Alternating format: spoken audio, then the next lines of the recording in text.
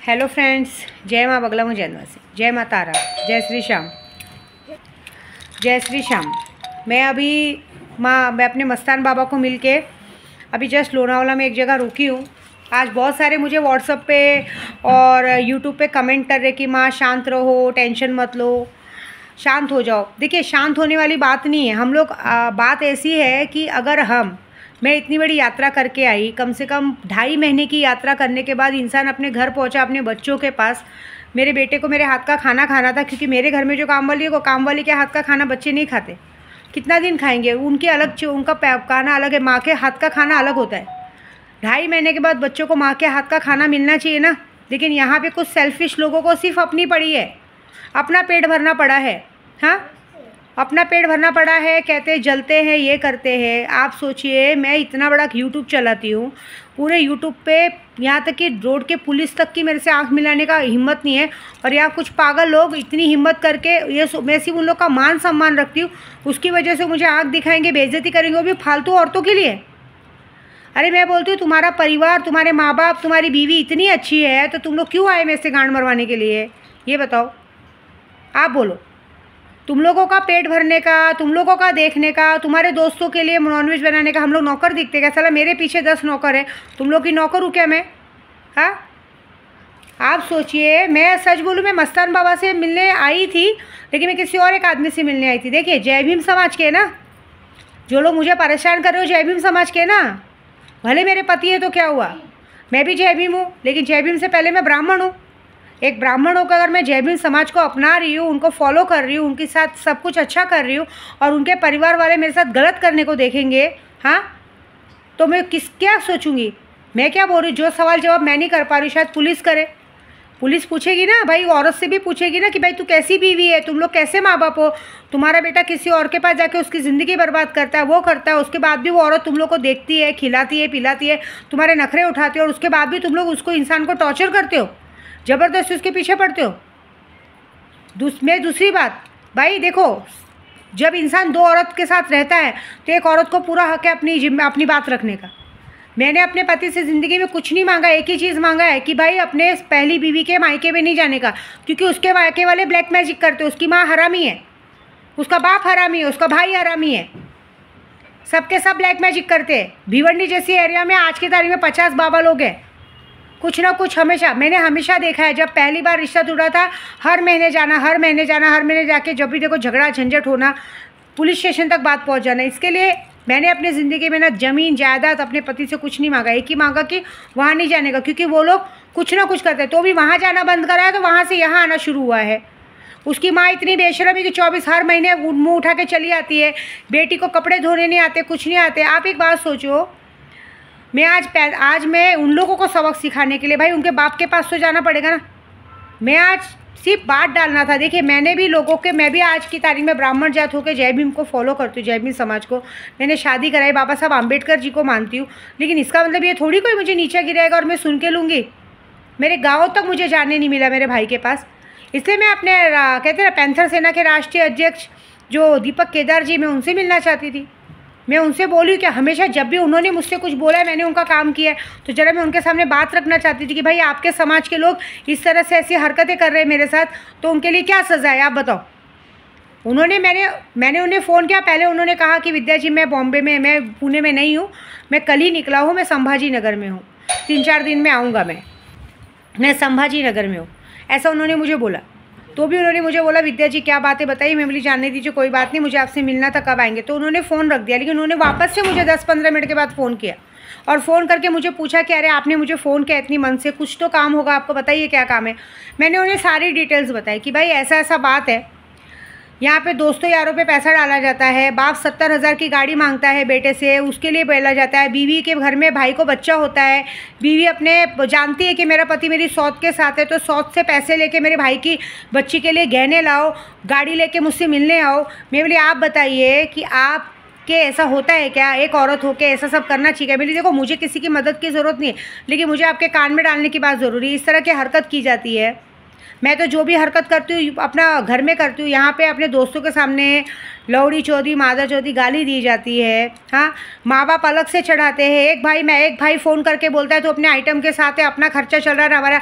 यहाँ पे एक आदमी महीने भर में रोज़ का 2-2 हज़ार सिर्फ दारू के लिए लिए जा रहा है। अगर 2 हज़ार के हिसाब से भी गिनो तो महीने का 60,000 रुपया होता है। 60,000 में से 2.5 महीने का तुम लोग 1.5 से 2 लाख रुपया लेते हो, 60-70 हज़ार का गहना लेते हो। उसके बाद अपने परिवार वालों को कैश ले के मनी ट्रांसफ़र के ज़रिए भेजते हो, अपने दोस्तों को लेके जाते हो। सोने पे सुहागा, मैंने बोला आपको जिसने मुझे आपसे मिलाया था वो बंदा वहाँ पर खड़ा है, रात से चालू है, किसी का भी नाम लेके। तो मुझे बोला कि विद्या जी ये ना आपका प्यार उसके सर पे चढ़ के बोल रहे हैं, लेकिन गलत होता है। नहीं, आप बोलता है आप देखिए ये सब बात करके मतलब नहीं, मेरा कहने का मतलब है आप क्या चाहती हो वो बताइए। आपको क्या, आप जो मदद बोलेंगे मैं आपके लिए खड़ा हूँ। आपको क्या मदद चाहिए मुझसे, क्या चाहती हो बताइए, मैं करता हूँ आपकी मदद। ऐसा मैंने बोला मदद तो कुछ नहीं, मैंने बोला मदद यही चाहिए कि बस आपके कान में डालना था, बात जब मदद लगेगी तो मैं ले लूँगी। मैंने मदद नहीं लेनी, मुझे आपसे समझना है। उन्होंने मुझे एक ही बात समझाया था कि देखिए परिवार का मैटर है, परिवार का परिवार में रहना चाहिए, लेकिन जो गलत है सो गलत है। अगर इंसान अति कर रहा है, आपके किसी की सहूलियत का फ़ायदा उठा रहा है, चीज़ों के फ़ायदा उठा रहा है। अब एक बात बताइए, एक औरत मुंह उठा के अपने मायके जाती है, ठीक है, तुम्हें पता है तुम्हारे पति की 2 बीवियाँ हैं, तुम्हारे पति 2 शादी किया है और उसकी वो जानती कि उसका पति, उसकी दूसरी बीवी उसको तुम्हारे पास आने नहीं देगी। तुम्हें पता है, फिर भी तुम अपने घर पे बुला रही हो, बात करा रही हो, ठीक है बुलाओ, लेकिन उसकी वजह से यहाँ झगड़ा करने का क्या मतलब। और जो पति है, तुम्हारे जेब में पैसे बचते नहीं है, जैसे ही तुम्हारे पास पैसा आता है तुम लोग गूगल पे ट्रांसफ़र खेलते हो। कभी बाप को देते हो, कभी भाई को देते हो, कभी भाभी को देते हो। हाँ, तुम लोगों का पैसा तुम लोग किसी औरत को लूट के, उसको लूट पाट के पैसा का आपस से बांट के अय्याशी कर रहे हो। बाद में बोलेंगे हम लोग ने कुछ बोला नहीं, हमने कुछ किया नहीं। अरे कैसे करोगे तुम लोग, तो फिर उस आरिफ से भी खतरनाक निकले ना। वो तो सीधा सिर्फ नशा दे के मुझे पैसा लेके लूटता था। तुम लोग तो होशो हवास में इंसान को, एक औरत को जीते जी पूरा का पूरा खानदान लूट रहा है, पूरा का पूरा परिवार लूट रहा है, और उसके बाद बोल रहे हैं हमने कुछ नहीं किया। ऐसे होते क्या जय भीम वाले? मैं पूरे यूट्यूब को पूछूंगी, बताओ। मैं ऐसी बात नहीं बोलूँगी। आज एक जय भीम परिवार मुझे परेशान कर रहा है, क्या करना चाहिए ऐसे परिवार का, आप बताइए मुझे। बस मैं इन लोगों की हर सहूलियत में इनका साथ दे रही हूँ, लेकिन ये लोग मेरे बच्चों के साथ मुझे जीने नहीं देंगे। मैं इतना बड़ा यूट्यूब चलाती हूँ, भगवान ना खुदा ना खासा मुझे कल कुछ हो गया तो क्या करेंगे। रास्ते में ये लोग दारू पी के गाड़ी चलाएंगे, कुछ भी करेंगे, अपनी अय्याशी करेंगे। क्या करना चाहिए ऐसे लोगों के साथ? मैं सवाल करना चाहती हूँ पूरे यूट्यूब से। सब बोलते हैं ना माँ शांत रहो, मैं अपने पूजे से इनकी बैंड बजा सकती हूँ, लेकिन मुझे ये सवाल करना है कि बाबा साहब आम्बेडकर जी को मानने वाले अगर ऐसे होते हैं तो क्या करना चाहिए? ऐसी गलत काम करना अच्छी बात है क्या? कोई इंसान आप लोगों को संभाल रहा है, आपके खर्चे उठा रहा है। जब तुम्हारे पे 307 का केस है तो तुम्हारी बीवी मुँह पे मास्क लगा के बात कर रही है, मायके बैठी है, और आज तुम्हारी बीवी उठ के मायके जाती है क्योंकि तुम्हारा पति। एक बात बताओ, हम यूपी वाले हैं, हमारे पति हमारे यूपी में हमारे आदमी लोग 6-6 महीना तक दुबई में इधर उधर काम करते हैं, तो हम थोड़ी ना मुंह उठा के मायके चले जाते हैं। हमें अपना घर प्यारा होता है। एक बात बताओ, एक औरत जिसका खुद का अपना एक घोंसला है, एक अच्छा सा प्यारा सा घर है, वो औरत उस घर को महीना भर बंद रख के खंडर बना के कैसे मायके में जाके बैठ सकती है? उसको खुद का घर का टेंशन होती है। इसका मतलब पति 6 महीना नहीं आएगा तो 6 महीना घर पे नहीं आने का, और आने का तो लेने जाने का। नई दुल्हन है क्या? हमारे में सिर्फ नई दुल्हन होती है तो भी उसको पति नहीं बाप या माँ लेने जाते। ये कौन सी हरकत है कि तुमको लेने के लिए तुम जाओ मुंह उठा के और तुमको लेने के लिए कोई जाए? और पहली बात, मायके वाले कैसे ऐसे कि तुम लोग 2-2 महीना अपनी बेटी को घर पे रखते हो। अरे उसको बोलने आना चाहिए ना कि तुम्हारा बच्चा हो गया है, घर जाओ, अपना घर का ध्यान रखो। घर का डर नहीं लगता है? घर में चोरी हो सकती है, चकारी हो सकती है। मेरा आदमी भी नहीं है घर में, मैं भी नहीं हूँ। 1.5-2 महीना घर बंद है, पतरे का रूम है, बारिश आएगी, तूफान आएगा, सांप बिच्छी आएगा, घर का सत्यानाश होगा, घर का राशन। आपको पता है घर बंद रखने से घर भूत बंगला हो जाता है। तुम लोग 2-2 महीना घर बंद रखते हो, और घर को संभालना औरत का काम होता है। मैं इतनी दूर यात्रा पे रहती हूँ तो भी मेरे घर में काम वाली है, मैं काम वाली को फ़ोन करके बोलती रहती हूँ मेरा पेड़ों में पानी डाल दो, ये कर दो, घर साफ़ रखो। घर की चिंता लगी रहती है। साला यहाँ हम लोग खुद का घर खरीदने के लिए किधर यात्रा कर रहे हैं, नंगे पैर कहाँ जाके अपने आप को वो कर रहे हैं। और यहाँ आप लोग क्या कर रहे हो? तुम लोग को भगवान ने घर दिया है ना, तुमको भाड़ा भरना है ना लाइट बिल भरना है, फिर भी तुम लोग उस घर को मेंटेन नहीं रख पाते हो। तुम्हारा आदमी आता है, तुमको पता है, तो भी तुम लोग ऐसी हरकत करते। मेरा आदमी मुझे कहता है कि तुझे जलन होती है उससे, तुम्हारी गांठ जलती है। अरे क्यों जलन होगी? और चलो ठीक है, जलन होती है तो क्यों नहीं होगी? एक औरत है जो तुम्हारा सब कुछ संभालती है, प्यार करती है। जब तुम 2-2.5 महीने एक तो उसको पूरे रास्ते परेशान करोगे, पैसा पापा के वहाँ भेजोगे। अरे जिसको छुड़ा ना करना होता ना, बहुत पहले छुड़ा देता। हमें क्या, मैंने इतना तो देखा है इतनी जर्नी में, चाहे माया मैडम हो चाहे कोई भी काम वाली हो, तुम्हारा दिल तो हर किसी पे आ जाता। तो अब क्या छुड़ाना पकड़ना। अरे तुम लोग जिसको लेने वेने जा रहे हो जाओ ना। तुम्हारी दूसरी बीवी के पास गाड़ी है, गहने हैं, घर है, तो थोड़ी ना तुम्हारे पूरे ख़ानदान के लिए वो फैसिलिटी यूज़ की जाएगी। तुम्हारा काम है। दूसरे आदमी होता 6 साल में तुमको डेली का 2,000-5,000 दिया जाता है। तुम्हारा काम है 2,000 में से भी अगर इंसान 500 रुपये भी महीने रोज़ का बचाए तो महीने का 15,000 बचाता है। तुमको तुम्हारी बीवी को गाड़ी में घुमाने का शौक़ है तो तुम मेहनत करो, खुद की मेहनत से गाड़ी बनाओ। तुमको तुम्हारी बीवी को कहते हैं मायके ले जाने का शौक़ है, लाने का शौक़ है, तो तुम जाओ ना भाई। लेकिन जब तुम 2 बीवी रखते हो तो तुम्हें दोनों जगह देखना पड़ेगा, तुम्हें दोनों जगह पे वो चीज़ों का मर्यादा पालनी पड़ेगी। ये अच्छा है, एक बीवी को तुम लोग ज़बरदस्ती सा वो करो, वो उठा के मुँह उठा के चली जाती है, पूरा खानदान उसकी गांड के पीछे घूमता है। और जो दूसरी बीवी है तुम लोग उसको एक बीवी का नाम का दर्जा दे के शादी करके मंगलसूत्र डाल के उसकी गांड मारते रहो, वो भी पैसों से। और वो जब तक पैसा दे रही तब तक। अभी मैं आपको बता दूँ, 2 दिन पहले की बात है, मैंने कहा कि पत्नी तो अगर मैं भी हूँ तो तुम्हें चाहिए ना कि कमा के मुझे भी ला के 2 पैसा देना चाहिए। तो क्या कहा गया, सुनोगे तो हंसोगे। ठीक है, मैं जाता हूँ किसी और से गांड मरवाता हूँ, तुझे पैसे ला के देता हूँ। मतलब आदमी को सिर्फ एक ही काम आता है कि चलो एक विद्या देवी को पटाया तो अपनी बीवी का खर्चा उठाया, अब मैं जाऊँगा दूसरी विद्या देवी को के साथ सोऊंगा तो इस विद्या देवी को पैसा ला के दूँगा। ये इन लोगों की जनरेशन है, ये इनकी नियति है। एक बड़ा भाई है जिन्होंने दारू पी के पूरी ज़िंदगी ख़राब कर दिया। अभी मैं एक बात बता रही हूँ, अभी सिर्फ मैंने शाम को कहा कि मुझे फ़ोन नहीं करना। इतने बेशरम किस्म के, मेरा खाना परसों छुड़ा दिया, मेरे बच्चों को मैं छोड़ के वापस आ गई यात्रा पे, तो भी सामने वाला बेशरम इंसान ये बोलता है क्या खाना खाया, क्या बनाया, क्या खाना खाया, तूने तो मुझे पूछा ही नहीं मैंने खाना खाया कि नहीं खाया, तुझे लंबा खींचना है क्या, बताओ। और जब मैंने बताया कि मैं दीपक केदार से बात की, वो मिलने वाले हैं, तो क्या बोलते तू क्या चाहती है। देखो इंसान को डर है, मतलब क्या बोलते तू क्या चाहती है, तू दीपक केदार को बोल के, दीपक केदार जी को बोल के मेरे को क्या पुलिस स्टेशन में मेरे परिवार को बिठवाना है क्या। वो बड़ा आदमी है, वो वहाँ से पुलिस स्टेशन में कॉल करेगा तो सीधी बात है ना। मतलब अभी मैंने ऐसा कुछ सोचा भी नहीं कि तुम्हारे अंदर का डर, तुमको पता है तुमने गलत किया और तुम्हारी पड़ेगी। इतने में भी ये लोग सुधरते नहीं। इतनी सारी बातें होने के बाद भी 2 दोस्त बोलते हैं कि हम तो नंबर ब्लॉक कर देंगे। मैंने वहाँ आते बने बोला था 2 जन को कि नंबर ब्लॉक कर देना, तो भी वो दोनों जन बोले, झूठ झूठ बोले नंबर ब्लॉक कर दे। लेकिन अभी आप जाके देखिए सबके सब वापस से बैठ के पी रहे खा रहे। ये तो यहाँ की जनरेशन है। आप सोचिए, जिसको लाने की बातें की जा रही है, आप बोलते तुम्हें गांड जलती, ये जलती। अरे हमारा कुछ नहीं चलता है, तुमको क्या लगता है वो जो औरत है वो मेरे पैर की धूल के बराबर भी नहीं है। जिस औरत को अपने बच्चे से मतलब नहीं है, परिवार से मतलब नहीं है, पति से मतलब नहीं है, अगर दूसरी कोई औरत होगी उसको पता चलेगा कि मेरा पति दूसरी बीवी के साथ है, वो अभी आया है हाल ही में, फटाफट तो वो फटाफट भाग कर आएगी। अगर पति लेने नहीं आया तो फटाफट भाग कर आएगी। लेकिन नहीं, मैं तो बोलूँगी माए मेरे काम कर, तेरी माँ को लेके आ, तेरी माँ की गांड में बहुत खुजली है, उसको तेरे से ज़्यादा तो उसको तेरा पति पसंद है, ठीक है ना। वो मुँह उठा उठा के आती है, या तो तेरी भाभी को लेके आ जा। कहते ना तुम लोगों का जनरेशन यही है ना, शर्म तो आती नहीं है। मैंने आज मेरे बच्चों को, मैं यहाँ पे साला खुद मेरे यूट्यूब वालों का काम कर रही हूँ, दिन भर बेगर चप्पल पिए पहन के घूमती हूँ। मेरे बच्चों के लिए मैं कुछ नहीं करना चाहिए, सिंक सब इनकी गांड भरने का।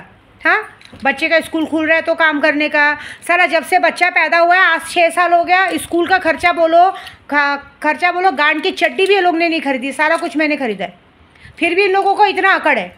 आप एक बात बताओ, ये सब जो ये लोग करते हैं, इतना करने के बाद भी ये लोग का एटीट्यूड कैसा है, फ़र्क नहीं पड़ता है, जो कर ले फ़र्क नहीं पड़ता है। अरे एक चमाट के भी नहीं फ़र्क नहीं पड़ता है, गांडू लोग साले, क्या फ़र्क पड़ेगा तुम लोगों को।